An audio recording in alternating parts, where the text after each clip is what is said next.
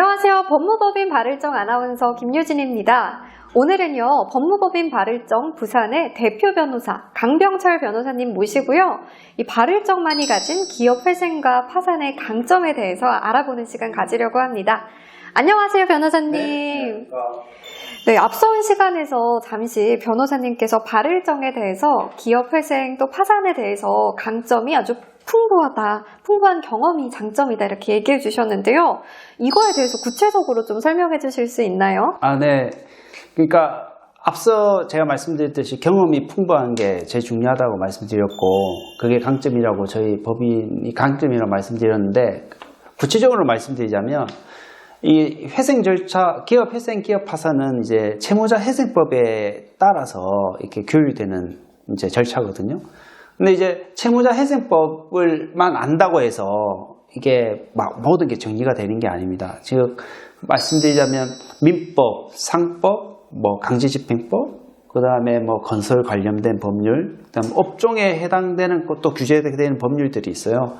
그런 이제 법률에 대한 이제 속무 지식 그리고 자문 지식들이 다 녹여져 있어야지. 그 지식과 그 다음에 채무자 회생법에 관련된 지식이 다 아우러져 있어야지 정확하게 이제 그 기업을 위해서 도와줄 수가 있거든요. 네, 지식과 경험이 많이 필요한 분야네요. 예. 정말 그게 근데 이제 저희 이제 김용현 변호사는 거의 이제 속무 경험부터 시작해서 한 20년이 됐고 저도 지금 꽤 많이 됐거든요. 그래서 그런 경험치들이 상당히 제일 중요하다고 봅니다. 그런데 이 기업 회생과 기업 파산의 업무를요, 우리 변호사님들만 하시는 건 아니죠? 맞습니다. 또 협업도 많이 중요하다고요. 네, 이게 이제 좀 이제 우리 법인의 장점을 또 이제 강점을 말씀드리자면 숙련되어 있는 이제 저희 변호사를 보조하는 우리 흔히 얘기하는 실장님, 과장님, 보조하는 직원분들이 계세요. 근데 그분들이 그러니까 회생 업무나 파산 업무를 하다 보면 모든 걸 변호사가 할 수가 없거든요.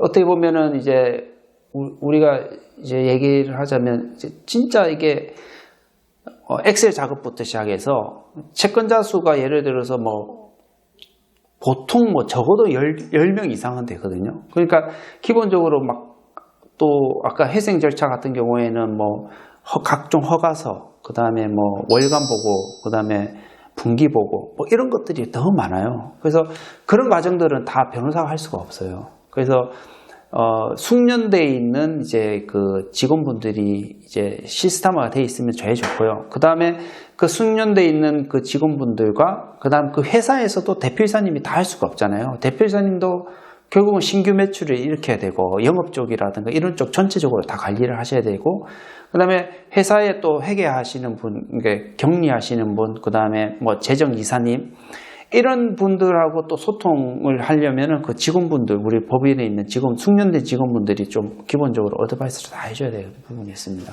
네, 변호사님 이쯤 되면요, 네. 우리 시청자 여러분들은요 이게 참 궁금할 것 같아요. 네. 바로 기업 회생과 기업 파산의 실적 말이에요. 네. 법무법인 발을정의 실적은 어떻게 될까요? 그러니까 지금 제가 봤을 때는 저희들이 이제 정확한 통계는 내지는 않았는데, 저희들이 봤을 때 과거에 했던 이제 그 기업 회생, 기업 파산의 실적과 현재 진행 중인 기업 회생과 기업 파산의 실적 다 합치면은 아마 업계에서 최고가 아닐까 생각합니다. 좀 자신 있게 말씀드릴 수 있는 부분이고, 저희들은 이제 개인 회생, 개인 파산은 이제 기본적으로는 그러니까 업무를 하지는 않아요. 그러니까 실적이 이제 회생에 대한 실적이 아무래도 이제 사건 건수가 제일 많은 거는 개인이겠죠. 개인 회생, 개인 파산이겠죠. 근데 이제 개인 회생, 개인 파산은 저희들이 이렇게 기업 회생, 기업 파산을 하는 과정에서 대표님이 연대 보증을 했을 경우가 있거든요. 그러면 그 연대 보증을 했을 때 부득이하게 개인 회생, 개인 파산으로 하는 경우가 있거든요. 그것 빼고는 이제 주로 이제 대부분 이제 기업 회생, 기업 파산을 이제 제가 말씀드린 업계의 이제 실적이 제일 많다라는 부분은 기업 회생과 기업 파산 분야를 말씀을 드리는 겁니다. 네, 누적 건수로 업계 최고라니 너무 대단한데요. 앞서 또 얘기했지만 서울에 있는 김용현 변호사가 회생 채권 2조 2조를 넘었다. 이런 식으로 저희들한테 얘기를 했던 게 있습니다. 예. 대단한 금액입니다. 예. 네. 그렇다면 이 기업 회생과 파산을 준비할 때 앞서 얘기해주신 총무 경험, 자문 경험 등이 되게 중요한 거죠. 네. 그런 기준을 두고 변호사를 선임하면 되겠네요. 아, 맞습니다. 이게 기업 회생, 저희 법무부이 꼭 선임 안 하셔도 되긴 되는데, 그 회생 절차가 필요한 또는 파산 절차가 필요한 이제 회사의 대표님은 이제 그러니까 법무법인이나 변호사를 어떤 기준으로 이제 선임을 하시냐에 대해서 좀 말씀드리자면, 아무튼 그 실적이 제일 많은 게 제일 중요하겠죠. 그 다음에 실적도 중요하고, 그 다음에 그만큼 또 그 변호사님이 그 회사를 위해서 얼마나 열심히 또 해줄 수 있는 또 성실성을 가지고 있느냐. 그 다음에 아까도 얘기했지만 변호사만 하는 게 아니거든요. 밑에 직원분들이 얼마나 숙련된 직원분들이냐. 이런 이제 종합적인 걸 해서 그 기준에 합당한 이제 법무법인 또는 변호사를 선임하시는 게 제일 중요한 것 같아요. 그러면요, 변호사님. 네. 이런 법무법인, 이런 변호사는 선임하지 마세요 하는 게 있을까요?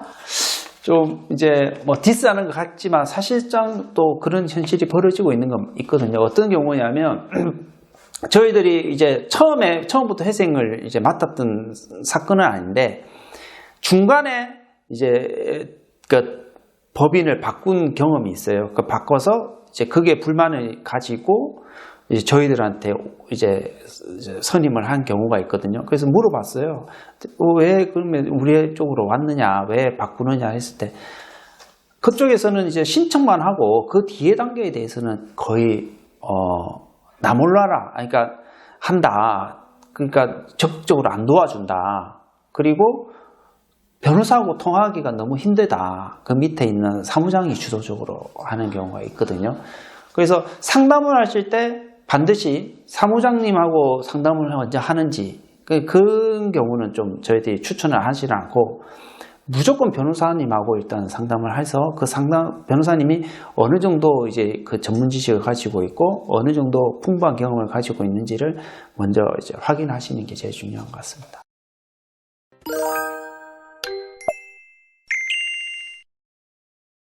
법무법인 발을정은요, 많은 기업들의 성공적인 회생을 지원합니다. 궁금하신 사항은 유튜브 댓글이나요, 아래 전화번호로 연락 주시면 좋을 것 같습니다. 오늘도 시청해주신 여러분 너무 감사드리고요. 저희는 다음 시간에 더 유익한 소식으로 찾아뵙겠습니다.